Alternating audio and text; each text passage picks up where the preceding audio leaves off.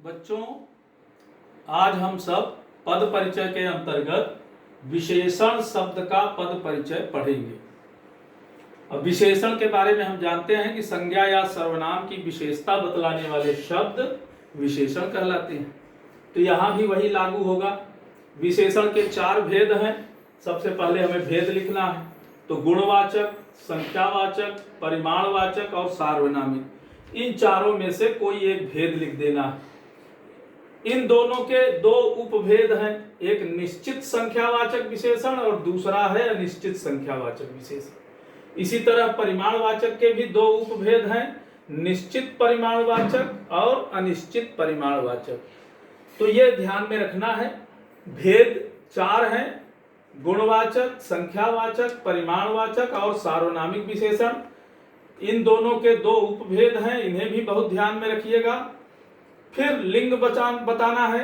यह ध्यान में रखिए कि हमेशा विशेष के अनुसार विशेषण का लिंग वचन निर्धारित होता है। जो विशेष का लिंग वचन होता है, लिंग और वचन दोनों के लिए मैं बता रहा हूं कि जो विशेष का लिंग वचन होगा वही विशेषण का लिंग वचन होता है। और फिर चौथा पॉइंट है विशेष का उल्लेख। यह हमें करना है। तो आइए हम उदाहरण से समझते हैं। उस गमले में 2 गुलाब हैं।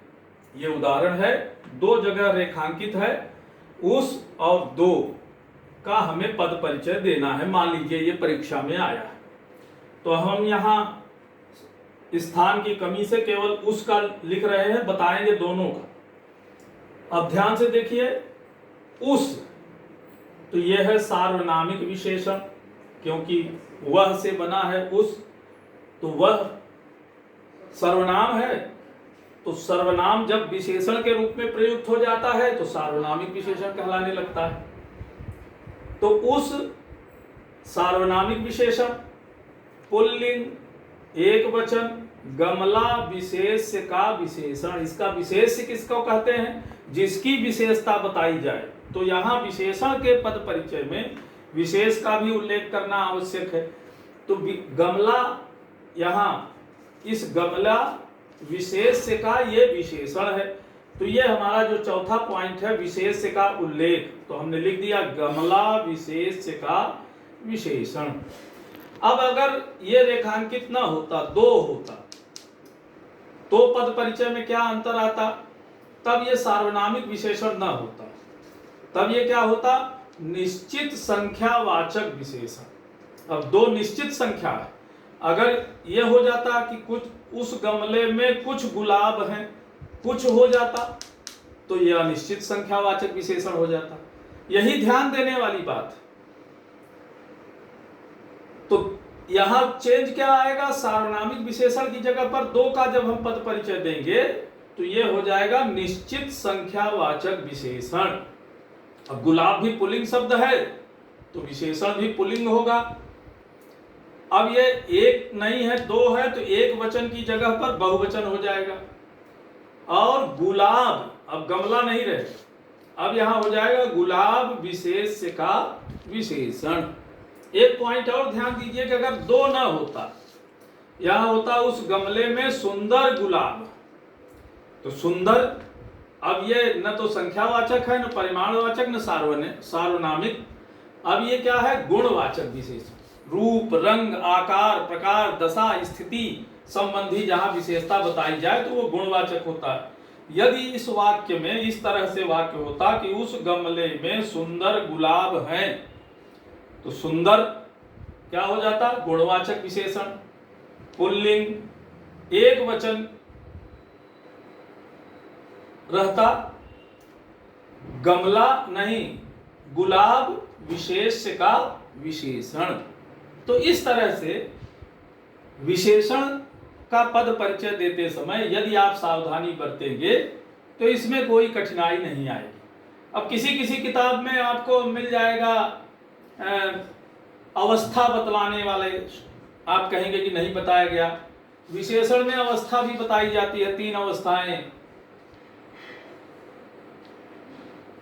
प्रथमावस्था, उत्तरावस्था और उत्तमावस्था, 3 अवस्थाएं। सुंदर, सुंदरतर, सुंदरतम, ये सब चक्कर में आप न पढ़ें तो ज़्यादा अच्छा है। लेकिन अगर निश्चित है, आपको इसकी जानकारी है, तो आप वह भी पॉइंट लिख सकते हैं। लिंग वचन के बाद अवस्था का भी उल्लेख आप कर सकते हैं। आइए अब हम क्रिया शब्द का पद परिचय जाने कि इसे कैसे हमें देना है, परीक्षा में कैसे लिखना है। तो आप सबसे पहले क्रिया का भेद, क्रिया शब्द कहते किसको हैं, ये जानना बहुत आवश्यक है कि वाक्य में जो भी कार्य हो रहे हों, पढ़ना, लिखना, उठना, बैठना, हंसना, ये सब क्रियाएं, ये क्रियार्थक शब्द हैं। तो जहां ये शब्द आए वही क्रिया शब्द हैं, उनका पद परिचय देना है। तो सबसे पहले भेद, इनके 3 भेद पद परिचय में पर्याप्त हैं। भेद तो और बहुत सारे हैं, लेकिन ये 3 जानना आवश्यक है। अकर्मक, सकर्मक और संयुक्त क्रिया। संयुक्त क्रिया अकर्मक भी हो सकती है, सकर्मक भी हो सकती है, ये ध्यान में रखना है। मुख्य रूप से यही 2 का ज्यादातर पूछा जाता है, अकर्मक और सकर्मक। कभी कभी संयुक्त क्रिया के भी उदाहरण आ जाते हैं, लेकिन अगर ये भी आप अकर्मक और सकर्मक पहचान कर लिख देंगे तो नंबर कटेगा नहीं। लिंग बताना है, पुल्लिंग या स्त्रीलिंग, वचन, एक वचन या बहुवचन बताना है। काल, इसमें एक नई चीज आ गई। हम जानते हैं कि भूतकाल, वर्तमान काल और भविष्यत काल, हिंदी में 3 काल हैं जो समय की सूचना देते हैं क्रिया कब हुई। तो इसमें क्रिया में एक महत्वपूर्ण पॉइंट आप इसको ध्यान रखिए कि इसमें अन्य में नहीं था, यहाँ आपको काल बताना। धातु, क्रिया का मूल रूप, उसको धातु कहते हैं। जैसे पढ़ना से पठ, लिखना से लिख, देखना से दृश्य धातु बनता है। ये उसका संक्षिप्त रूप होता है। संस्कृत में शायद आपने 8वीं तक पढ़ा हो, पठ धातु का रूप, लिख धातु का रूप, दृश्य धातु का रूप। अन्य पद से संबंध, ये इसका 5वां पॉइंट है। 6वां पॉइंट, तो अन्य पद से इसका संबंध बताना है। तो ये कुल बिंदु है जिसके आधार पर क्रिया शब्द का पद परिचय आपको देना है। अब उदाहरण देखिए, राधा से पत्र लिखा गया। राधा से पत्र लिखा गया, अब लिखा गया रेखांकित है, तो ये लिखा गया का पद परिचय देना है। तो हमने लिख दिया लिखा गया। अब ये क्रिया सकर्मक है, और सकर्मक क्यों है, क्योंकि इसमें पत्र है, पत्र कर्म है। अब इसको कैसे जाने कि ये पत्र, इसमें कर्म है कि नहीं है। क्रिया में यदि हम क्या लगा दें, क्या लिखा गया, तो जो उत्तर मिले, अगर उत्तर कुछ मिल रहा है तो वो क्रिया सकर्मक होगी, और उत्तर नहीं मिल रहा है तो अकर्मक होगी। तो हम लिखा गया को सकर्मक भी लिख सकते हैं, संयुक्त क्रिया भी लिख सकते हैं, दोनों स्थितियां सही है। पुल्लिंग है, एक वचन है, भूतकाल। अब ये भूतकाल इसलिए लिखा गया कि जहां कार्य होने का समय निश्चित न, वो क्रियाएं प्रायः भूतकाल में होती हैं। इस तरह के जो उदाहरण आते हैं, लिखा गया, पढ़ा गया, हंसा गया, खेला गया, इस तरह के जो आते हैं वो भूतकाल की क्रियाएं, इसको हम सामान्य भूतकाल कहते हैं। इसके फेर में मत पड़िए, 6 भूतकाल के भी 6 भेद, इतना पर्याप्त है भूतकाल लिख देना। लिख धातु हमने लिख दिया। पत्र कर्म से संबंध, इस क्रिया का संबंध कर्ता से नहीं है राधा। अगर राधा पत्र लिखती है होता तो क्रिया राधा के अनुसार कार्य करती। यहाँ क्रिया पत्र के अनुसार, पत्र पुल्लिंग एक वचन है तो क्रिया भी पुल्लिंग एक वचन है, इसलिए पत्र कर्म से संबंध यहाँ क्रिया का है। अब ये ध्यान में रखिए कि इसमें कुछ और पॉइंट बताए जा सकते हैं। एक तो वाच्य बताया जा सकता है, दूसरा प्रयोग, जो हमने लिखा नहीं है क्रिया में।